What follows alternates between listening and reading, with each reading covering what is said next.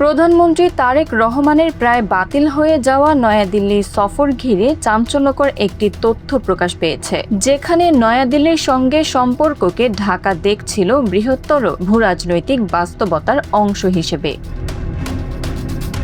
10ই August বাংলাদেশের পররাষ্ট্র মন্ত্রণালয়ের দক্ষিণ এশিয়া উইং থেকে বিভিন্ন শাখায় পাঠানো হয় বাংলাদেশ ভারত সম্পর্কের হালনাগাদ ব্রিফ তৈরির নির্দেশনা। 13ই আগস্টের মধ্যে তথ্য জমা দিতে বলা হয়। শুধু ভারত বাংলাদেশ দ্বিপক্ষীয় সম্পর্ক নয়, ব্রিফে রাখা হয়েছিল পানি বন্টন, সীমান্ত, বাণিজ্য, বিনিয়োগ, প্রযুক্তি, জলবায়ু, সামুদ্রিক সহযোগিতা এবং সাংস্কৃতিক কূটনীতির মতো গুরুত্বপূর্ণ বিষয়।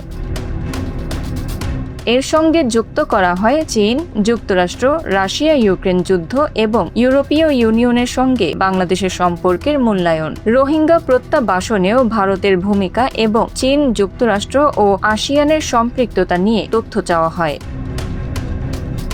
কিন্তু প্রস্তুতি এগোলেও সফরের সম্ভাবনা এখন অনিশ্চিত। বাংলাদেশের পররাষ্ট্র মন্ত্রণালয়ের সাম্প্রতিক বক্তব্য অনুযায়ী শেখ হাসিনাকে ফেরত দেওয়া, শরীফ ওসমান হাদি হত্যাকাণ্ডের অভিযুক্তদের প্রত্যর্পণ এবং সফরের জন্য অনুকূল পরিবেশ, এই তিনটি বিষয় গুরুত্বপূর্ণ হয়ে উঠেছে।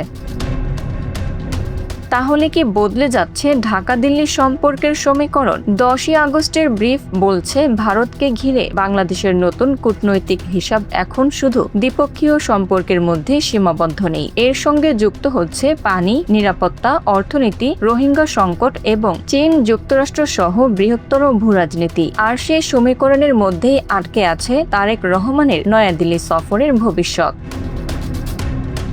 Bangla fair news desk.